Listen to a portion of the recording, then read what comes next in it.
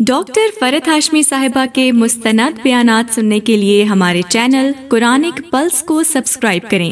یہاں قرآن و حدیث کی روشنی میں حقیقی رہنمائی اور روحانی ترقی کے خزانے ملیں گے۔ ابھی جڑیں اور دین کو گہرائی سے سمجھیں۔ السلام علیکم ورحمۃ اللہ وبرکاتہ۔ نحمدہ ونصلی علی رسولہ الکریم، اما بعد فاعوذ باللہ من الشیطان الرجیم، بسم اللہ الرحمن الرحیم، رب اشرح لی صدری ویسر لی امری واحلل عقدۃ من لسانی یفقہوا قولی۔ یا ایہا الذین آمنوا، اے لوگو جو ایمان لائے ہو، اللہ رب العزت کائنات کا مالک، کائنات کا بادشاہ ایمان والوں سے خطاب کر رہا ہے، ہم سے مخاطب ہے، مجھ سے اور آپ سے، اور ہمیں بتا رہا ہے کہ کتب علیکم الصیام، تم پر روزے فرض کر دیے گئے ہیں۔ عربی میں لفظ صوم بھی استعمال ہوتا ہے اور صیام بھی استعمال ہوتا ہے۔ صوم کا تعلق عام طور پر چپ کے روزے سے ہوتا ہے، جس طرح حضرت مریم علیہ السلام کو اللہ تعالیٰ نے حکم دیا تھا، کلی وشربی، کھاؤ پیو اور اپنی آنکھیں ٹھنڈی کرو، اور اگر تم سے کوئی بات کرے تو اس سے کہو فلن اکلم اليوم انسیا، آج میں کسی سے بات نہیں کروں گی، انی نذرت للرحمن صوما فلن اکلم اليوم انسیا، آج میں نے رحمان کے لیے صوم کی نظر مانی ہے۔ تو صوم کہتے ہیں چپ کے روزے کو بنیادی طور پر، لیکن جب لفظ صیام استعمال ہوتا ہے تو اس کا تعلق کھانے پینے سے اور دیگر چیزوں سے بھی ہوتا ہے۔ اسی لیے ایک عام روزہ ہوتا ہے جس میں انسان کھانے پینے سے رکتا ہے، اور ایک خاص روزہ ہوتا ہے جس میں انسان ہر اس چیز سے رکتا ہے جس سے اللہ سبحانہ وتعالیٰ نے روکا، اور اس کا تعلق صرف پیٹ سے نہیں ہوتا بلکہ اس کا تعلق نگاہوں سے بھی ہوتا ہے، اس کا تعلق کانوں سے بھی ہوتا ہے، اس کا تعلق زبان سے بھی ہوتا ہے، جسم کے سارے اعضاء کے ساتھ ہوتا ہے، کہ جس میں انسان اللہ کے احکامات کے آگے رک جاتا ہے۔ یعنی رمضان کا مہینہ جو آ رہا ہے، اس میں اللہ سبحانہ تعالیٰ نے ہمارے لیے جو روزے فرض کیے ہیں، اس میں ہمیں صرف کھانے پینے اور جنسی خواہشات ہی سے نہیں روکا بلکہ ان تمام برائیوں سے روکا ہے جو ہمارے لیے نقصان دہ ہیں۔ اب دیکھیے کہ جب زندگی میں ہم بیمار ہو جائیں کبھی، تو پھر بہت سی ایسی چیزیں چھوڑ دیتے ہیں جو ہمارے لیے عام دنوں میں بہت مزے کی اور ہمیں بہت فائدے کی نظر آتی ہیں، پھر ڈاکٹر کے کہنے پر ہم ان تمام چیزوں کے بارے میں اپنی سوچ بدل لیتے ہیں، ہم چاہے ان کو کتنا بھی انجوائے کرتے ہوں لیکن چھوڑ دیتے ہیں کیونکہ وہ ہمارے لیے نقصان دہ ہیں، اور اس کے بجائے کچھ دوائیاں کھانے لگتے ہیں جو ہمارے لیے صحت کا باعث ہوتی ہیں۔ تو وہ تو انسانی علم ہے اور انسان کی خیرخواہی ہے انسان کے ساتھ، اس کو کچھ تکلیفوں سے نجات دینے کے لیے، لیکن یہاں تو اللہ رب العزت جس نے ہمیں بنایا ہے، جس نے ہمیں پیدا کیا ہے، وہ ہمیں کچھ چیزوں سے بچنے کے لیے کہہ رہا ہے۔ کیوں کہہ رہا ہے؟ اس لیے نہیں کہ اس میں اس کا کوئی فائدہ ہے، اس لیے کہ اس میں سراسر ہمارا ہی فائدہ ہے۔ وہ ہمیں کچھ ایسی illnesses سے، ایسی بیماریوں سے بچانا چاہتا ہے کہ جس میں ہمارے لیے ہلاکت ہے، جس میں ہماری دنیا کا نقصان بھی ہے اور ہماری آخرت کا نقصان بھی ہے۔ تو اسی لیے اللہ سبحانہ وتعالیٰ نے روزے جیسی چیز کو ہمارے لیے نہ صرف یہ کہ فرض قرار دیا بلکہ عبادت بھی قرار دیا تاکہ ہم اسے خوشی خوشی اختیار کریں۔ تو یا ایھا الذین آمنوا، اے لوگو جو ایمان لائے ہو، کتب علیکم الصیام، تم پر روزے رکھنا فرض کر دیا گیا، کما کتب علی الذین من قبلکم، جیسا ان لوگوں پہ فرض کیا گیا جو تم سے پہلے گزرے ہیں۔ یعنی تمام انبیاء نے اپنی امتوں کو روزے کا حکم دیا، ان کی شریعتیں مختلف رہی ہیں لیکن بہت سے احکامات ہم میں اور ان میں کامن ہیں۔ یعنی یہ پابندی جو تم پر لگائی جا رہی ہے روزے کی شکل میں، یہ کوئی نئی بات نہیں ہے، یہ تو پہلے سے ہوتی چلی آ رہی ہے، اور تم تو امت وسط ہو، تم تو آخری امت ہو جس پر دین مکمل کیا جا رہا ہے، تو تم پر بھی اس کو فرض کیا جا رہا ہے۔ اور اس کا فائدہ کیا ہے، اس کا مقصد کیا ہے؟ لعلکم تتقون، امید ہے کہ تم بچ جاؤ گے، یا تاکہ تم، یا شاید کہ تم تقوی اختیار کرو، شاید کہ تم بچ سکو۔ یعنی کچھ پابندیاں تو اللہ تعالیٰ کی طرف سے ہیں، اور پھر کچھ پابندیاں تمہیں اپنے اوپر خود لگانی ہوگی تاکہ تم جہنم کی آگ سے بچ جاؤ۔ تتقون، تقوی کا تعلق بچنے سے ہے، یعنی کس چیز سے بچنا؟ اللہ تعالیٰ کی ناپسندیدہ چیزوں سے بچنا، اور یہ بچنا زندگی کے سارے معاملات میں ہے۔ صرف چند حرام چیزوں سے بچنا یا رمضان میں صرف کھانے پینے اور جنسی خواہشات سے بچنا ہی مطلوب نہیں، بلکہ ان چیزوں سے بھی بچنا کہ جو اس کو پسند نہیں، کیونکہ اللہ سے محبت کرنے والے تو بہت زیادہ کانشیس ہوتے ہیں کہ کوئی ایسا کام ہم سے نہ ہو جائے کہ جس سے ہمارا رب ہم سے ناراض ہو جائے۔ لہٰذا تقویٰ کی ایکسرسائز اور اس کی پریکٹس صبح سویرے ہی شروع ہو جاتی ہے، یعنی جب ہمارا الارم بجتا ہے اور ہمارے اٹھنے کی گھنٹی بجتی ہے یا فجر کی اذان ہوتی ہے، تو پھر ہمارا دو میں سے ایک رویہ ہوتا ہے۔ ایک تو یہ کہ ہم پہلو بدل کے پھر سے سو جائیں، اور دوسرا یہ کہ ہم اللہ کی پکار پر لبیک کہتے ہوئے اٹھ جائیں اور اللہ کو یاد کریں، اللہ کا ذکر کریں، اٹھ کر نماز پڑھیں۔ وضو کرتے وقت بھی تقویٰ کہ ہم اپنے وضو کا پورا کریں، کہ اس میں سے کوئی حصہ بھی ایسا خشک نہ چھوڑیں کہ جس سے ہمارے وضو میں کوئی خلل آئے۔ پھر اس کے بعد نماز میں اللہ تعالیٰ کی طرف پورا خشوع اختیار کریں۔ لعلکم تتقون، یہ تتقون ہر موقع پر ہے۔ پھر جب ہم کھانے کی میز پر ناشتے کے لیے آئے تو وہاں بھی تتقون، بچ کر احتیاط سے، صرف صحت کے اعتبار سے نہیں، حلال و حرام کا فرق کرتے ہوئے۔ پھر جب ہم اپنے گھر سے نکلے کام کاج کے لیے، جاب کے لیے، بزنس کے لیے، تو بھی تتقون، وہاں بھی بچنا ہے ہر غلط پریکٹس سے، ہر غلط کام سے۔ پھر ہم اپنے گھر والوں کے ساتھ معاملہ کریں، ایک شوہر اپنی بیوی کے ساتھ معاملہ کرے تو اس میں بھی تتقون، تقویٰ، بچتے ہوئے کہ کہیں میری زبان سے، میرے رویے سے، میرے معاملے سے کوئی ایسی چیز سرزد نہ ہو کہ جو میرے رب کو ناراض کر دے۔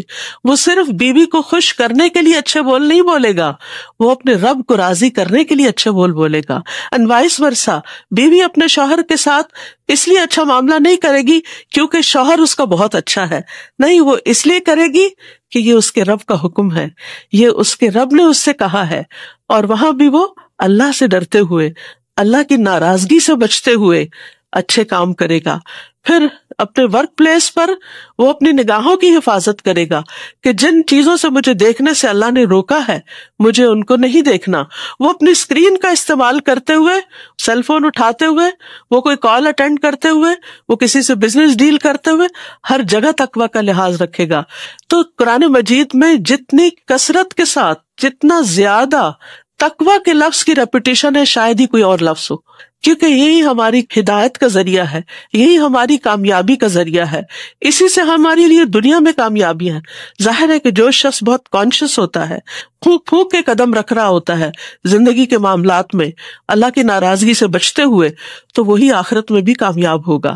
تو اس لیے اللہ سبحانہ تعالیٰ یہ تقویٰ حاصل کرنے کے لیے ہمیں روزوں کے ایک پورے عمل اور پروسیس سے گزار رہے ہیں، کیونکہ روزے میں انسان کو چند مخصوص چیزوں سے خاص طور پر بچنے کے لیے کہا گیا، جس میں سب سے نمبر 1 کھانا پینا ہے، کہ پانی کا ایک قطرہ یا کھانے کا ایک چھوٹا سا گرین بھی جب وقت پورا ہو جائے کہ اب اس کے بعد اور کچھ اندر نہیں جا سکتا تو اپنا ہاتھ وہیں روک لے، اپنا چائے کا کپ وہیں روک لے، اپنا پانی کا گلاس وہیں روک لے کہ بس ٹائم ہو گیا ہے، اس کے بعد لمٹ کراس نہیں کر سکتا، اب اپنی خواہش پہ نہیں چل سکتا۔ پھر اسی طرح دن بھر آپ چاہے وضو کر رہے ہوں، چاہے کچھ بھی کر رہے ہوں، آپ سوچتے ہیں کہیں پانی میرے حلق سے نیچے نہ چلا جائے، تو یہ سب کیا ہے؟ دراصل تقویٰ کی پریکٹس ہے، بچنا بچنا بچنا۔ پھر اسی طرح جنسی خواہشات، نہ صرف یہ کہ سیکشل انٹرکورس سے منع کیا گیا، بلکہ جو چیزیں اس کی طرف لے جاتی ہیں ان چیزوں سے بھی بچنا، تاکہ وہ چیز جو حلال ہے لیکن روزے کی حالت میں حرام کر دی گئی ہے اس سے بچا جائے۔ کھانا پینا حلال ہے لیکن روزے کی حالت میں کھانے پینے سے بچنا لازم ہے۔ تو جو شخص 1 مہینے کے 30 دن بچنے کی پریکٹس کرتا ہے وہ بالآخر پھر بچنے کے قابل ہو جاتا ہے، پھر وہ محتاط زندگی بسر کرتا ہے، پھر وہ اللہ کانشیس زندگی بسر کرتا ہے، پھر وہ احتیاط کے ساتھ اپنی زندگی کا ہر قدم اٹھاتا ہے کہ میرا رب مجھ سے ناراض نہ ہو جائے، کہیں میں کسی ناراضگی کی وجہ سے اس ہمیشہ کی زندگی میں ان جنتوں سے محروم نہ ہو جاؤں۔ تو فرمایا یا ایھا الذین آمنوا کتب علیکم الصیام کما کتب علی الذین من قبلکم لعلکم تتقون۔ روزہ تو ایک پروسیس ہے، ایک کام ہے کرنے کا، لیکن اس کا کوئی آؤٹ کم ہونا چاہیے. مثال کے طور پر آپ کھانا کھاتے ہیں تو کھانا کھاتے ہیں، منہ میں ڈالتے ہیں، چباتے ہیں، پھر اس کے بعد نگلتے ہیں. تو کھانا کھانا مقصد نہیں ہے، اصل مقصد ہے انرجی حاصل کرنا، اصل مقصد ہے بھوک مٹانا. تو اسی طرح روزہ رکھنا جو ہے وہ تو ایک عبادت ہے، ایک فرض ہے، ایک پروسیس ہے، لیکن اس سے کچھ حاصل کرنا ہے، اور وہ ہے تقویٰ کی اسٹرینتھ حاصل کرنا، بچنے کی عادت، سیلف کنٹرول. آپ دیکھیے کہ سب سے بڑا اور سب سے مضبوط انسان وہ ہے جو اپنے آپ کو کنٹرول کر سکتا ہے. دوسروں کو کنٹرول کرنے کی تو ہر ایک کے اندر خواہش اور شوق ہوتا ہے، اور ماؤں کو دیکھیے کہ کس طرح بچوں کو اپنے کنٹرول میں، حتیٰ کہ شادی کے بعد بھی ان کو اپنے ہی کنٹرول میں رکھنا چاہتی ہیں کہ کہیں یہ بیوی کا نہ ہو جائے، یا کہیں بچوں کا رجحان زیادہ سسرال کی طرف نہ ہو جائے. اس قسم کے خدشات لاحق رہتے ہیں. لیکن اصل عقل مند وہ ہے، اصل کامیاب وہ شخص ہے کہ جو اپنے آپ کو کنٹرول کرنا جانتا ہے، اپنے لفظوں کو کنٹرول کرنا جانتا ہے، اپنے غصے کو کنٹرول کرنا جانتا ہے، اپنی نفرت کو کنٹرول کرنا جانتا ہے، اپنے انتقامی جذبات کو کنٹرول کرنا جانتا ہے. اور جو شخص اپنے اوپر کنٹرول کرنا نہیں جانتا وہ پھر کسی بھی کام کے قابل نہیں. وہ انسان بہت ہلکا ہے، وہ انسان بہت کمزور ہے. انسان کی اصل اسٹرینتھ اس میں ہے کہ انسان اپنے آپ کو اس چیز سے بچا لے کہ جو اس کے لیے ہلاکت خیز ہے. یاد رکھیے، آگ سے بڑھ کر، جہنم سے بڑھ کر ہلاکت خیز چیز کون سی ہو سکتی ہے؟ تو یہ روزہ دراصل ہمیں اس جہنم سے بچنے کے لیے ایک اسٹرینتھ دیتا ہے کہ تم اپنے آپ کو ان چیزوں سے روک لو. جیسے آپ گاڑی جب چلاتے ہیں تو آپ بریکس پر بھی پاؤں رکھے ہوئے ہوتے ہیں، اسٹیئرنگ بھی کنٹرول کیے ہوئے ہوتے ہیں. کیوں؟ تاکہ آپ ٹکر نہ مار دیں کسی کو. یا صرف یہی نہیں ہوتا کہ آپ نے دوسروں کو بچانا ہے، آپ اپنے آپ کو بھی بچا کے چل رہے ہوتے ہیں. تو بالکل روزے کی حالت میں بھی اسی طرح آپ اپنے آپ کو ایسی اٹریکٹیو چیزوں سے بچا رہے ہوتے ہیں جو آپ کو کمزور کر دیں، اور آپ دوسروں کو بھی بچا رہے ہوتے ہیں. نہ کسی سے جھگڑا کرتے ہیں اور نہ کسی کو کرنے دیتے ہیں. اسی لیے حدیث میں آتا ہے کہ جب کوئی تمہارے پاس تم سے جھگڑنے آئے تو تم کہہ دو کہ انی امرؤ صائم، کہ میں تو روزے سے ہوں، میں جھگڑ نہیں سکتا. تو اس لیے ہمیں رمضان کی تیاری کرتے ہوئے اصل چیز جو کی ورڈ ہمیں یاد رکھنا ہے وہ تقویٰ ہے. اللہ کے ڈر سے، اللہ کی ناراضگی کے کاموں سے بچنا، اللہ کی محبت میں اللہ کے پسندیدہ کاموں کو کرنا، اللہ کی خاطر اپنی نیند قربان کرنا، اللہ کی خاطر اپنی بھوک کنٹرول کرنا، اللہ کی خاطر اپنے جذبات کو کنٹرول کرنا، اور خصوصاً منفی جذبات کو کنٹرول کرنا. نہ صرف یہ کہ روزے سے فزیکل کلینزنگ ہوتی ہے، بلکہ اخلاقی اعتبار سے، روحانی اعتبار سے، اور بہت سے اعتبارات سے انسان صاف ہو جاتا ہے، پاک ہو جاتا ہے، بچ جاتا ہے، ہلاکت میں پڑنے سے رک جاتا ہے. تو اس لیے رمضان کے لیے نمبر 1 گول، نمبر 1 ٹارگٹ تقویٰ ہے، اور تقویٰ صبر کے ساتھ آتا ہے.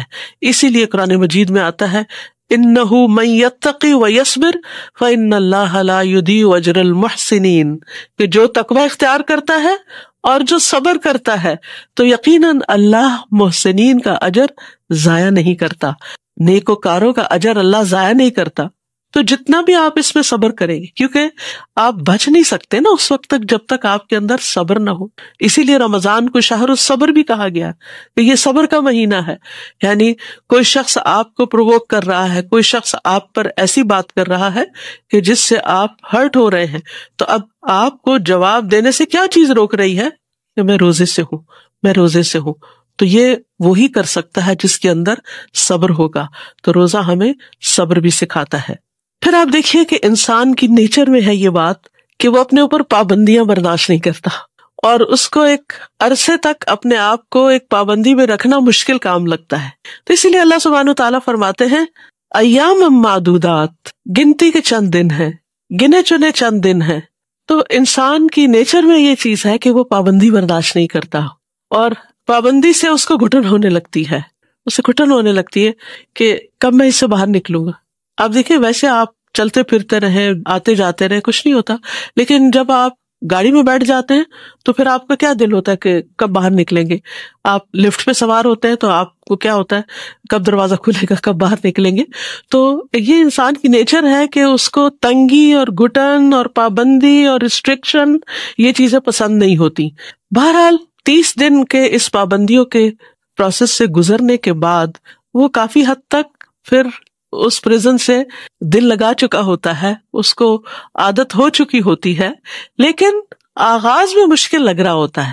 تو اللہ سبحانہ وتعالیٰ کیا فرماتے ہیں, ڈرو نہیں, ایام معدودات, چند دن کی بات ہے, گنے چنے دن ہیں, اور پورے سال میں شاید ہی کسی مہینے کو ہم اتنا گنتے ہوں گے جتنا رمضان کے آنے کو بھی گنتے ہیں اور پھر جانے کو بھی گنتے ہیں کہ کتنے دن باقی رہ گئے. ایام معدودات فمن کان منکم مریضا, پھر بھی جو تم میں سے بیمار ہو, او علی سفر, یا مسافر ہو, فعدۃ من ایام اخر, تو اس پر پابندیاں نہیں, وہ آلریڈی جکڑا ہوا ہے, وہ سفر کی پابندی میں ہے اور یہ بیماری کی وجہ سے ریسٹرکٹیڈ ہے, تو اس کو رخصت ہے. یہ روزہ نہ بھی رکھے تو کوئی بات نہیں, لیکن گنتی پوری کرنا لازم ہے. تو یہ یاد رکھیے کہ ہر مسلم عاقل بالغ انسان پر اگر 30 کا مہینہ ہے تو 30 دن کے روزے فرض ہیں, اگر 29 کا ہے تو 29 دنوں کی گنتی پوری کرنا لازم ہے. رمضان میں پوری ہو جائے تو بہت ہی اچھا, ایک پورا ماحول ہوتا ہے, ایک موسم ہوتا ہے, آسان ہوتا ہے سب کے ساتھ مل کے روزہ رکھنا. لیکن اگر بیماری کی وجہ سے نہیں رکھ سکے تو بعد میں جتنا جلدی ہو اپنے روزوں کی گنتی کو پورا کر لیا جائے. 4 چھوڑے ہیں تو 4 قضا رکھ لیں, 10 چھوڑے ہیں تو 10 قضا رکھ لیں. وَعَلَى الَّذِينَ يُطِيقُونَهُ, اور وہ لوگ جو اس کی طاقت رکھتے ہوں. اس کے 2 معنی کیے گئے ہیں. ایک یہ کہ یہ آیت شروع میں نازل ہوئی تھی جب ابھی لوگوں کو پوری طرح ان پابندیوں کی عادت نہیں تھی, تو اس وقت ایک آپشن دی گئی تھی کہ اگر طاقت رکھتے بھی ہیں روزہ رکھنے کی, پھر روزہ نہیں رکھتے, فدیہ طعام مسکین, تو وہ مسکین کو ایک کھانا کھلا دیں. فمن تطوع خیرا فہو خیر اللہ, اور جو خوشی سے نیکی کرے گا وہ اس کے لیے بہتر ہے. وَأَن تَصُومُوا خَيْرٌ لَكُمْ, اور یہ کہ تم روزہ رکھو یہی تمہارے لیے بہتر ہے. ان کنتم تعلمون, اگر تم جانتے ہو. کیا جانتے ہو؟ روزے کے فائدے جانتے ہو, روزے کا ثواب جانتے ہو, روزے سے حاصل ہونے والی برکات جانتے ہو, تو پھر تو تم روزہ ہی رکھو گے, اور تم روزہ رکھو تو تمہارے حق میں بہتر ہے. دوسرا معنی یہ کیا گیا ہے کہ وہ لوگ جو مشقت سے روزہ رکھے, یعنی جیسے بوڑھے لوگ ہیں یا حاملہ عورتیں ہیں یا اور اس طرح کے جن کو کوئی تکلیف ہے اور روزہ ان پہ بڑا بھاری ہے. کچھ لوگ ایسے ہوتے ہیں ان کو ڈائٹنگ بائیں ہاتھ کا کھیل لگتا ہے, وہ اکثر ہی ڈائٹنگ پہ ہوتے ہیں. لیکن کچھ لوگوں کے لیے کھانا چھوڑنا بہت ہی مشکل کام ہوتا ہے, سگریٹ چھوڑنا بہت مشکل کام ہے, کچھ اور ایسی چیزوں کی عادت پڑی ہوئی ہے تو ان کو چھوڑنا ان کو اپنے لیے موت نظر آتا ہے کہ یہ کیسے ہوگا. لیکن حقیقت یہ ہے کہ ہر مشکل کے ساتھ آسانی بھی ہے. ان مع العسر یسرا, تنگی کے ساتھ آسانی ہے. وہ تنگی انسان برداشت کرتا ہے تو پھر اس کے بعد اللہ سبحانہ تعالیٰ اسی میں اس کے لیے وسعت پیدا کر دیتا ہے, اس کی طبیعت کو اس کے موافق کر دیتا ہے. بہرحال اب یہاں یہ ہے کہ جو لوگ مشکل سے روزہ رکھیں, یعنی بیماری کی وجہ سے یا بڑھاپے کی وجہ سے, تو وہ پھر کیا کریں, ان کے اوپر اگر بہت شاق گزرتا ہو تو پھر وہ مسکین کو کھانا کھلا کے فدیہ دے دیں. فمن تطوع خیرا فہو خیر اللہ, یہ مسکین کا کھانا کیا ہے؟ ایک وقت کا کھانا. کیسا؟ جیسا خود کھاتے ہو, یعنی ہر شخص اپنا حساب کر سکتا ہے کہ ایک وقت میں جیسے ڈنر ٹائم پر اگر وہ میٹ لیتا ہے, بریڈ لیتا ہے, سیلڈ لیتا ہے, جوس لیتا ہے فار ایگزامپل, تو اس کی ویلیو کیا بنتی ہے. تو جتنے دن کے روزے ہیں ان میں سے ایک وقت کا کھانا فدیہ دے دیں. کھانا بھی کھلا سکتے ہیں, اگر کوئی مسکین موجود ہے تو جو پکا ہوا کھانا ہے اس میں سے آپ اس کو بھی دے دیں, اور اگر مسکین آس پاس کوئی نہیں, جیسے آپ کو ایسا شخص وقت پر نہیں ملتا, تو ایسی صورت میں آپ راشن بھی دے سکتے ہیں, آپ اکٹھا بھی دے سکتے ہیں, آپ ڈیلی بیسس پہ بھی دے سکتے ہیں. لیکن یہ ہے کہ ایک وقت کا کھانا لازم ہے. یہاں پر فرمایا فمن تطوع خیرن, جو خوشی سے نیکی کرے, فہو خیر اللہ, تو وہ اس کے لیے بہت اچھا ہے. اب یہ خوشی سے نیکی کرنے کا مطلب کیا ہے کہ ایک وقت کی بجائے 2 وقت کا دے دے, یعنی صبح شام کا سحری افطاری دونوں دے دے, تو یہ اس کو ڈبل فائدہ ہو جائے گا, دوہرا اجر مل جائے گا. وَأَن تَصُومُوا خَيْرٌ لَكُمْ, اور یہ کہ تم روزے ہی رکھو تو اچھا ہے، ان کنتم تعلمون، اگر تم جانتے ہو۔ تو ایسے لوگ جو کسی بیماری کی وجہ سے ڈاکٹر سے پرسکرپشن لے آئے روزہ نہ رکھنے کی، پھر بھی کوشش کریں ٹرائی کرنے کی، کیونکہ میں نے کئی لوگوں کو یہ مشورہ دیا ہے اور یہ کامیاب مشورہ ہوا ہے۔ اور مشورہ میرا یہ ہوتا ہے کہ آپ روزہ رکھیں اور نیت یہ کریں کہ اگر میں مرنے لگی تو میں کھول لوں گی۔ کبھی آپ نے سنا کہ وہ روزہ رکھ کے اس کی ڈیتھ ہو گئی؟ روزے سے ڈیتھ نہیں ہوتی، کھانے سے ضرور ہو سکتی، فوڈ پوائزن وغیرہ تو ہوتے رہتے ہیں۔ تو اچھا بھلا صحت مند انسان لمبے روزے کا سوچ کے سوچنے لگتا ہے کہ میرے پاس کوئی عذر ہے کہ میں بھی ان لوگوں میں شامل ہو جاؤں کہ جن کو روزہ چھوڑنے کی اجازت ہو، یعنی شیطان انسان کے دل میں ایسے وسوسے ڈالتا ہے۔ تو اس لیے انسان کوشش کر کے دیکھے کہ کیا کوئی پاسبلٹی ہو سکتی ہے روزہ رکھنے کی۔ اور بعض اوقات آپ دیکھیں کہ انسان کی جو ول پاور ہوتی ہے نا، یہ واقعی بڑی پاور ہوتی ہے۔ انسان کہتے ہیں کہ it's not a big deal, میں دن کو سو جاؤں گی، میں سو کے روزہ گزار لوں گی، بس نمازوں کے وقت پہ اٹھ جاؤں گی۔ لیکن آپ دیکھیں گے کہ ایک روزہ بھاری ہوگا، دوسرا کچھ ہوگا، تیسرے چوتھے کے بعد تو آپ کو اچھا لگنے لگے گا، پھر آپ انجوائے کرنے لگیں گے اور آپ کہیں گے شکر ہے میں نے سب کے ساتھ ہی روزے رکھ لیے۔ وَأَن تَصُومُوا، تو اصل ریکمنڈیشن کیا ہے؟ روزہ رکھنے ہی کی، یعنی اس کا کوئی عوض نہیں، کوئی چیز اس کے برابر نہیں۔ یعنی آپ روزہ چھوڑ کے کہیں کہ میں صدقہ کر دیتی ہوں تو یہ فدیہ دینے سے مجھے روزے کا ثواب مل جائے گا، تو وہ بات نہیں ہے، یعنی وہ روزے کے برابر نہیں ہے۔ ہاں تمہارا جو فرض ہے اس کا مداوع ہو جائے گا یا وہ ادا ہو جائے گا، یعنی اس کی کچھ کمپنسیشن ہو جائے گی، لیکن روزے سے ملنے والے جو فائدے اور ثواب اور خیر و بھلائی حاصل ہونے والی ہے وہ تو پھر روزے سے ہی حاصل ہو سکتی ہے، اس کا کوئی آلٹرنیٹ ہے ہی نہیں۔ اب دیکھیے ایک آیت میں 3 دفعہ خیر کا لفظ آیا ہے، تو بہرحال روزہ یا روزے کا فدیہ خیر ہی خیر ہے، خیر ہی خیر ہے، یعنی ان سب چیزوں میں تمہارے لیے بھلائی ہی بھلائی ہے، فائدہ ہی فائدہ ہے، کامیابی ہی کامیابی ہے۔ پھر فرمایا شہر رمضان الذی انزل فیہ القرآن، رمضان وہ مہینہ ہے جس میں قرآن اتارا گیا ہے، یعنی رمضان میں روزے کیوں فرض کیے گئے؟ تاکہ قرآن جیسی نعمت پر شکر ادا کر سکو۔ حقیقت یہ ہے کہ قرآن جیسی کوئی چیز نہیں، یعنی اس معنی میں کہ باقی تمام چیزیں جو ہیں وہ اللہ کی مخلوق ہے۔ آسمان بہت بڑا ہے، اللہ کی کریشن ہے، زمین اللہ کی کریشن ہے، پہاڑ، درخت، انسان، جانور، حیوانات، پرند چرند، یہ سب اللہ کی کریشن ہے۔ سونا، چاندی، جو بھی انسان کو چیزیں بہت اٹریکٹ کرتی ہیں، یہ ساری اللہ کی کریشن ہے، لیکن ان میں سے سب سے بہترین چیز اللہ کا کلام قرآن ہے۔ قرآن جو ہے ایک مبارک کتاب ہے، برکتوں والی ہے۔ اللہ تعالیٰ فرماتے کتاب انزلناہ الیک مبارک، یہ ایک کتاب جو ہم نے آپ کی طرف اتاری ہے بہت بابرکت ہے۔ کیوں اتاری ہے؟ لیدبروا آیاتہ، تاکہ لوگ اس کی آیات میں تدبر کریں، غور و فکر کریں، ولیتذکر اولو الالباب، اور عقل مند اس سے نصیحت حاصل کریں۔ تو یہ بابرکت کتاب بابرکت مہینے میں، بابرکت رات میں، بابرکت شہر میں، انبیاء کے سردار محمد صلی اللہ علیہ وسلم پر اور بہترین امت محمد صلی اللہ علیہ وسلم پر نازل ہوئی۔ تو یہ رمضان کی لیلۃ القدر میں نازل ہوئی۔ انا انزلناہ فی لیلۃ القدر وما ادراک ما لیلۃ القدر لیلۃ القدر خیر من الف شہر۔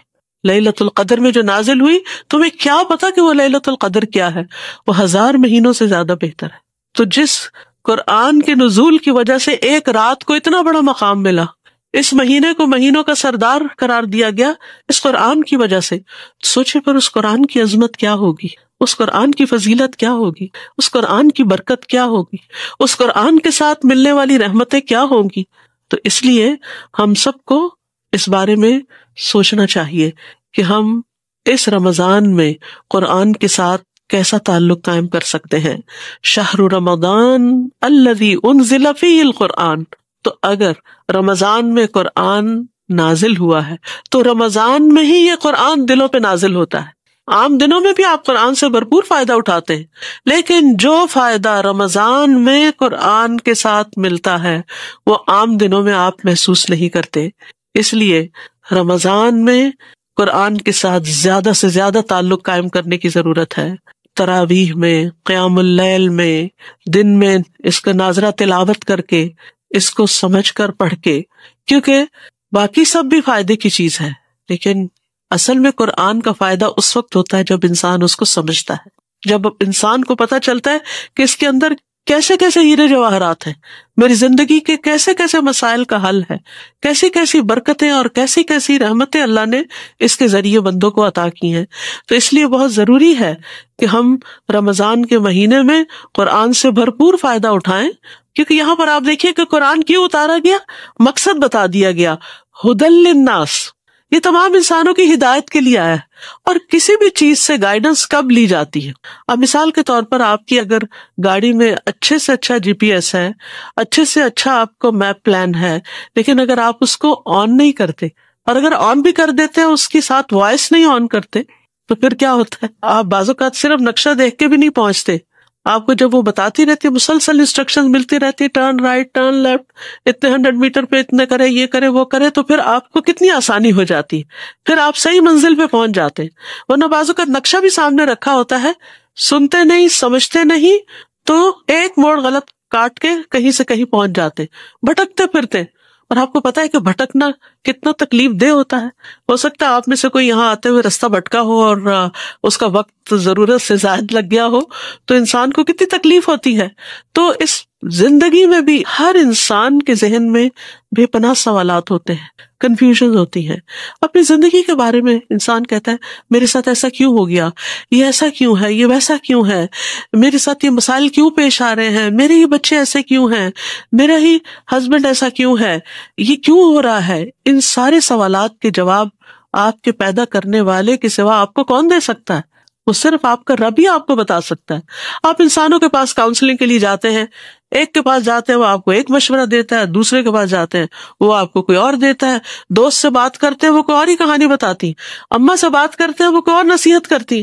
انسان حیران پریشان ہو کے سوچتا ہے کس کی بات مانوں کس کی نہ مانوں، ہیں تو یہ سارے میرے پیارے اور بہت اچھے سہارے، لیکن یاد رکھیے ہم سے ہمارے خالق سے بڑھ کر کوئی پیار نہیں کرتا، اس سے بڑھ کر ہمارا کوئی خیر خواہ نہیں۔ اسی لیے اس نے اپنی محبت اور اپنی خیر خواہی کا ثبوت دیتے ہوئے ہمیں یہ کتاب دی ہے تاکہ ہم اس سے گائیڈنس حاصل کریں۔ اسی لیے قرآن کے شروع میں ہی اللہ تعالیٰ فرماتے ہیں ذالک الکتاب لا ریب فیہ ھدی للمتقین، یہ کتاب جس میں کوئی شک نہیں، یہ ہدایت کے لیے آئی، لیکن کس کو ہدایت دے گی؟ متقی لوگ۔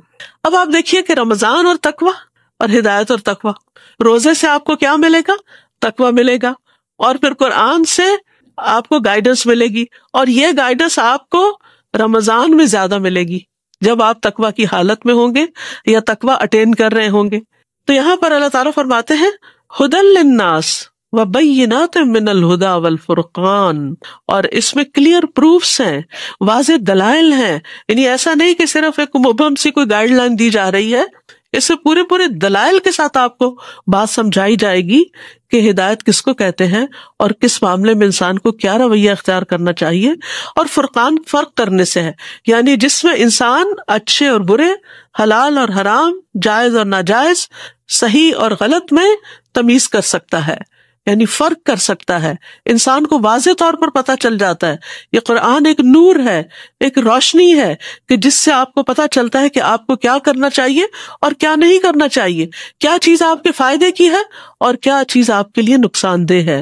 فَمَن شَهِدَ مِنْكُمُ الشَّهْرَ فَلْيَصُمْ، پھر وہی دوبارہ بات کی گئی، تو جس کو یہ مہینہ ملے، جو اس مہینے کو پائے، جس کی زندگی میں رمضان آ جائے، اسے چاہیے کہ روزے رکھے۔ تو اس سے پتہ چلتا ہے کہ رمضان میں سب سے اہم ترین عبادت روزہ ہے، یعنی آپ چاہے دن بھر قرآن پڑھتے رہے اور رات بھر قیام کرتے رہے، لیکن روزہ نہ رکھے تو بات نہیں بنے گی۔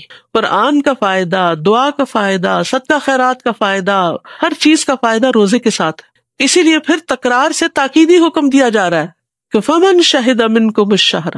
شاہدہ کا لفظ بڑا دلچسپ ہے، شاہدہ کا مطلب ہوتا ہے دیکھنا، مشاہدہ کرنا۔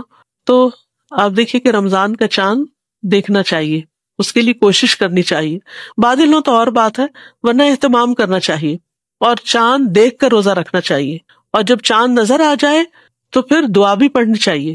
ہوپ فلی آپ کے پاس شہر رمضان کتاب ہوگی جس میں شروع میں ہی دعائیں دے دی گئی ہیں، وہ دعائیں آپ دیکھ کے بھی پڑھ سکتے ہیں، ویسے تو یاد کر لیجئے، کیونکہ ہر مہینے کے شروع میں وہ دعا پڑھنی چاہیے جب بھی چاند نظر آ جائے، کیونکہ بعض اوقات پہلی رات کا چاند نہیں بھی نظر آتا تو دوسری رات نظر آ جاتا ہے، دوسری رات پڑھ لیجئے۔ اور بہت خوبصورت دعا ہے جس میں انسان اپنے لیے اللہ تعالیٰ سے برکت مانگتا ہے اور اس مہینے کی خیر مانگتا ہے۔ ہم سب کو ہر دن کی، ہر مہینے کی خیر چاہیے اور شر سے بچنے کی ضرورت ہے ہم سب کو، تو اس لیے اس دعا سے بھرپور فائدہ اٹھائیے اور اس وقت اللہ کا شکر ادا کیجیے۔ جب آپ چاند دیکھ لیں تو مسنون دعا پڑھنے کے بعد کچھ اور دعائیں بھی دل میں ضرور مانگے کہ اللہ تعالیٰ اس مہینے کو ہمارے لیے آسان کر دے۔ اللہم لا سہل الا ما جعلتہ سہلا وانت تجعل الحزن سہلا اذا شئت۔ اللہ کچھ آسان نہیں جب تک کسی چیز کو تو آسان نہ کرے۔ لا سہل الا ما جعلتہ سہلا وانت تجعل الحزن سہلا، اور تو ہی مشکل کو آسان کرتا ہے اذا شئت، جب تو چاہتا ہے۔ تو آسانی مانگے کہ یا اللہ روزہ رکھنا آسان کر دے، یا اللہ روزے کے ساتھ سارے جو میرے کام اور ذمہ داریاں ان کو پورا کرنا آسان کر دے، یا اللہ راتوں کا قیام آسان کر دے، یا اللہ میرے لیے صدقہ خیرات کرنا آسان کر دے، یا اللہ نیکیوں کی زیادہ سے زیادہ توفیق دے دے مجھے، اور ہر طرح کی آسانیاں کر دے، کیونکہ جب آسانی ہوگی تو انشاءاللہ آپ کو پتہ بھی نہیں چلے گا، اور رمضان کے اینڈ میں آپ کہیں گے کاش یہ سارا سال ہی رمضان ہوتا، کتنی ٹائم مینجمنٹ ہو گئی تھی، کتنی ہر چیز اپنے وقت پر اپنی جگہ پر آ گئی، کتنے ہی کام وقت پر سمٹ گئے۔ کیونکہ ویسے تو ہم کھانے کی بیس پہ بیٹھتے ہیں تو اٹھتے ہی ٹائم لگا دیتے ہیں، لیکن رمضان میں جب ڈنر کرتے ہیں تو کیا ہوتا ہے، تراویح کے لیے جانا ہے، جلدی کرو، بس کرو، ختم کرو، بس اتنے بجے ٹائم ختم، اور اس کے بعد آپ چیزیں سمیٹ دیتے ہیں۔ سحری کے وقت آپ سحری کھا رہے ہیں، بس ٹائم ہو رہا ہے، ختم کر دو یہاں پر۔ یہ عام دنوں میں ہو ہی نہیں پاتا، 5 منٹ اوپر 5 منٹ نیچے تو کوئی بات ہی نہیں، چاہے ہم کچھ بھی کر رہے ہو۔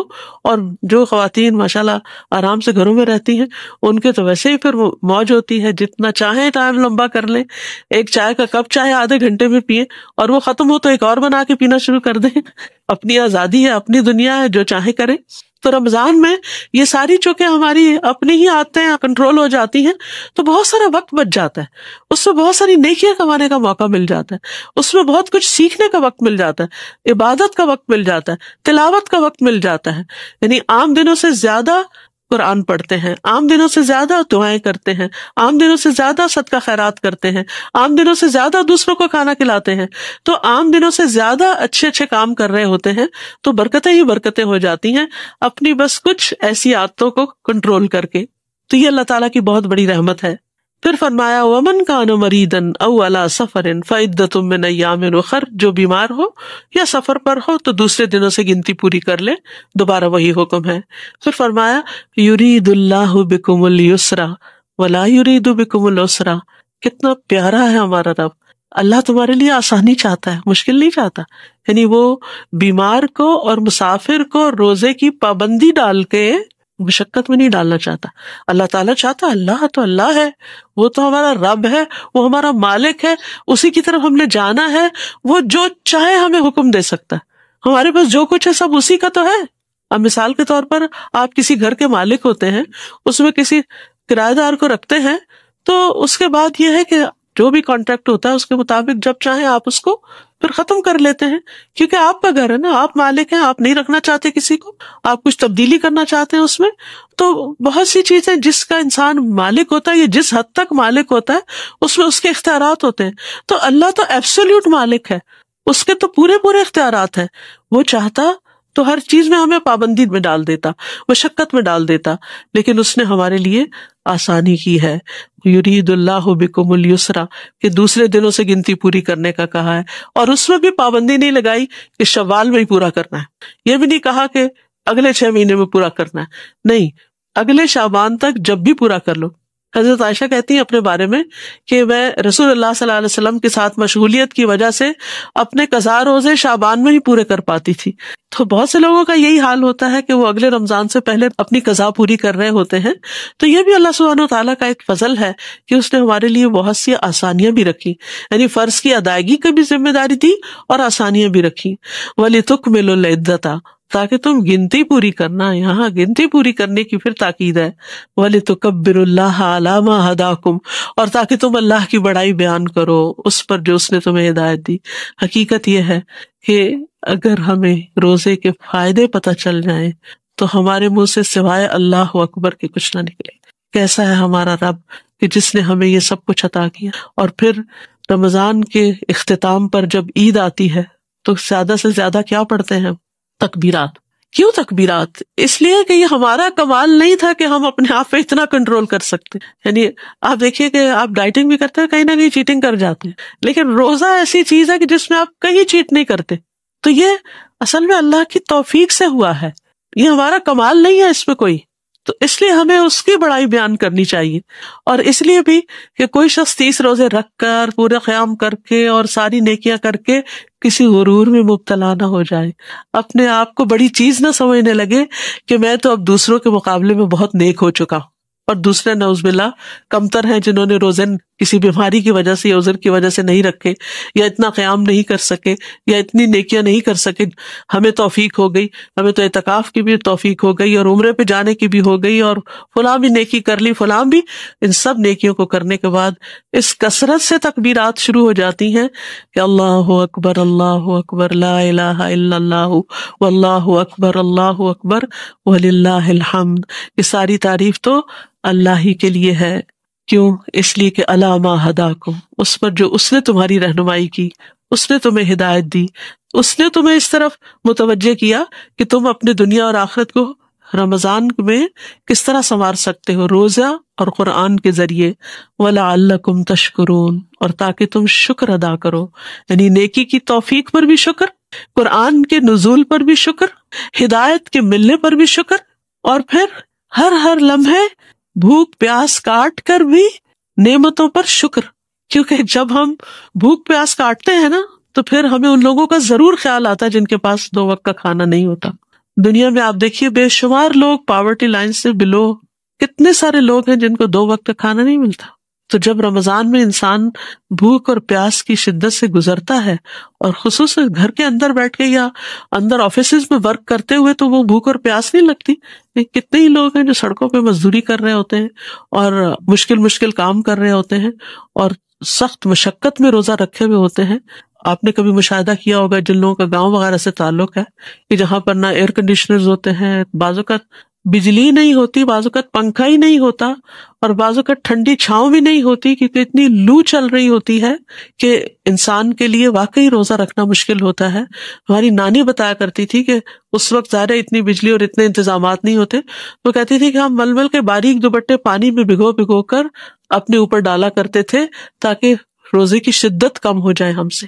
تو یہ ہے وَلَعَلَّكُمْ تَشْكُرُونَ، تاکہ تم شکر ادا کرو کہ کس طرح اللہ تعالیٰ نے تمہیں 11 مہینے آزادی دے رکھی ہے. 11 مہینے تم کھاؤ پیو، اپنے وقت پہ سو جاؤ، اپنے کام کاج کرو، لیکن 1 مہینہ ایسا گزارو کہ پھر جس میں تم سیلف امپروومنٹ کر سکو، اور اس کے بعد پھر تمہارے اندر کچھ اچھی نئی عادتیں ڈیولپ ہوں.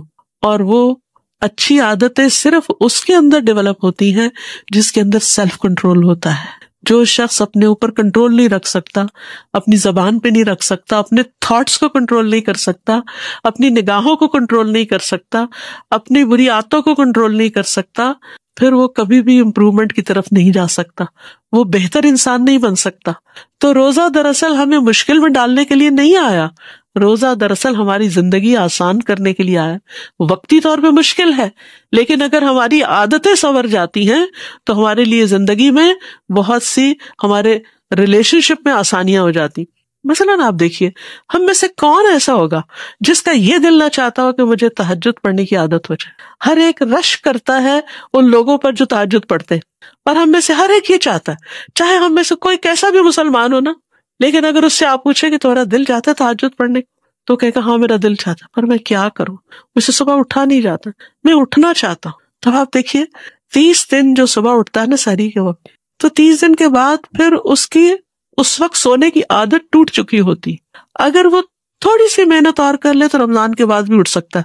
اور رمضان کے بعد شوال میں جو 6 روزے اور آتے ہیں تو 6 دن اور پھر اٹھتا ہے سحری کے لیے، کیونکہ سحری بابرکت کھانا ہے، تو پھر اس کو تہجد کی عادت ہو سکتی ہے.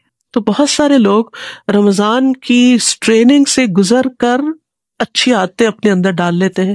پھر آپ دیکھیے نفلی روزوں کا کتنا ثواب ہے. ہر مہینے کے 3 روزے جو ہیں وہ دل کا وحر دور کرتے ہیں، یعنی سینے کی تنگی کو، حسد، بدگمانیاں اور دل کے اندر جو بہت سی ایسی خرابیاں پریشانیاں پلتی ہیں وہ 3 روزے جو ہیں ان کو صاف کر دیتے ہیں. لیکن ہم میں سے بہت سے لوگ چاہنے کے باوجود نہیں رکھ پاتے. نبی صلی اللہ علیہ وسلم سوموار کا روزہ رکھتے تھے، جمعرات کا روزہ رکھتے تھے، لیکن ہم نہیں رکھ پاتے کیونکہ ہمیں اتنی کھانے کی اور باقی روٹین کی عادت ہو چکی ہوتی. لیکن رمضان کے بعد ان نئی نفلی عبادات کو اڈاپٹ کرنا بہت آسان ہو جاتا ہے. تو اگر اس طرح کا بھی کچھ ٹارگٹ رکھ لیا جائے کہ اس رمضان کے بعد انشاءاللہ میں تہجد نہیں چھوڑوں گی، یا اس رمضان کے بعد میں نفلی روزے اختیار کر لوں گی، چاہے ہر سوموار جمعرات نہیں بھی تو کم از کم مہینے کے 3 روزے جو ایام 20 کے روزے ہوتے ہیں. اور کئی لوگوں کو میں نے دیکھا ہے کہ ماشاءاللہ رمضان کے بعد ان کے اندر یہ اسٹرینتھ آ گئی، کیونکہ وہ خوف نکل جاتا ہے نا جو ہمیں ہوتا ہے، نہیں مجھے بھوک لگ جائے گی، نہیں مجھے پیاس لگ جائے گی، نہیں میرے سے یہ کام نہیں ہوگا، یہ مشکل ہوگی. لیکن پھر انسان کے لیے آسانی ہو جاتی. تو نیکیوں کی توفیق ملنے پر لعلکم تشکرون، تاکہ تم شکر ادا کرو، شکر گزار بن جاؤ. تو کتنی چیزیں ہمارے اندر پیدا ہوں گی انشاءاللہ رمضان کی برکت سے. سب سے پہلے تو تقویٰ، پھر اس کے بعد ہدایت، پھر اس کے بعد اللہ کی بڑائی کا احساس، پھر اس کے بعد اللہ کی شکر گزاری کا احساس، اور پھر بیچ میں ایک میزان، ایک کرائیٹیرین اچھے اور برے میں فرق کرنے کا. یہ بھی رمضان میں قرآن پڑھ کر انسان کے اندر آ جاتا ہے. نبی صلی اللہ علیہ وسلم ہر رمضان میں جبریل علیہ السلام کے ساتھ مل کر قرآن کا دور کرتے تھے، یعنی اکیلے پڑھنے کی بجائے جبریل علیہ السلام کے ساتھ مل کے پڑھا کرتے تھے. ان سے سنتے بھی تھے اور ان کو سناتے بھی تھے. تو اسی مناسبت سے انشاءاللہ اس سال بھی رمضان میں دورہ قرآن ہوگا روزانہ. رمضان سے پہلے شعبان کا مہینہ بھی ایسا ہے کہ جو بڑی خیر و برکت والا ہے. اس کے بارے میں آپ نے فرمایا کہ بہت سے لوگ اس سے غافل ہوتے ہیں، یعنی جو رجب اور رمضان کے بیچ میں ایک مہینہ ہے، لوگ اس کی خیر سے واقف نہیں ہوتے، اس لیے اس میں پوری طرح وہ نیکیوں کی طرف متوجہ نہیں ہوتے. حدیث میں آتا ہے کہ نبی صلی اللہ علیہ وسلم شعبان کے مہینے میں باقی تمام، یعنی رمضان کو چھوڑ کر باقی تمام مہینوں کے مقابلے میں زیادہ روزے رکھتے تھے، یعنی سب سے زیادہ روزے رمضان کے بعد شعبان میں رکھا کرتے تھے. اسی طرح سلف صالحین جو تھے وہ رمضان کے علاوہ سب سے زیادہ قرآن بھی شعبان میں پڑھا کرتے تھے. تو اس لیے انشاءاللہ ہم شعبان ہی میں، یعنی مڈ شعبان کے بعد دورہ قرآن شروع کر رہے ہیں، تاکہ آپ کو آخری عشرہ پھر اور زیادہ راتوں کی عبادت کے لیے مل جائے. کیونکہ نبی صلی اللہ علیہ وسلم آخری عشرے میں خود بھی جاگتے تھے، گھر والوں کو بھی جگاتے تھے.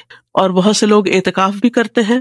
مصنون اعتکاف تو مسجد کے اندر ہی ہوتا ہے، لیکن جو خواتین گھر نہ چھوڑ سکتی ہوں وہ گھر کے اندر ایک گوشے میں بیٹھ کر، اگر اس کو اعتکاف نہ بھی کہیں تو ایک جگہ جم کے بیٹھ کے اپنی عبادت کر سکتی ہیں. کیونکہ وہ ایک جگہ سکلوڈ ہو کے بیٹھنے کا فائدہ یہ ہوتا ہے کہ سب کو پتا ہوتا ہے کہ وہ کسی کام سے بیٹھا ہوتا ہے. جب آپ اپنے ڈیسک پہ گھر پہ بھی بیٹھ جاتے ہیں اپنا کام لے کے، تو سب کو پتا ہوتا ہے اب اماں کو ڈسٹرب نہیں کرنا، وہ اپنے آفس ورک میں ہیں. کئی لوگ گھروں سے کام کرتے ہیں تو ان کا ایک اسکیجول ہوتا ہے. تو اسی طرح گھر میں بھی عبادت کا ایک اسکیجول آپ بنا سکتے ہیں. تو اس لیے انشاءاللہ تعالی اللہ سبحانہ تعالیٰ کے فضل سے آپ نے پورے قرآن سے گزرنا ہے. کوشش کرنی ہے کہ کوئی سپارہ آپ کا چھوٹے نہیں، اور ہر سپارے کے اندر سے کم از کم 3 ایکشن پوائنٹس جو ہیں، یعنی 3 ایسے عمل کے نقطے اپنے لیے نکال لیں، تو آخر میں پورے سال کے لیے آپ کے پاس مٹیریل جمع ہو جائے گا کہ کیا کیا کرنا ہے. تھنگس ٹو ڈو، یعنی آپ کی سیلف امپروومنٹ کے لیے اللہ سبحانہ تعالیٰ کی دی ہوئی رہنمائی میں سے آپ اپنے لیے کیا کیا اختیار کرتے ہیں.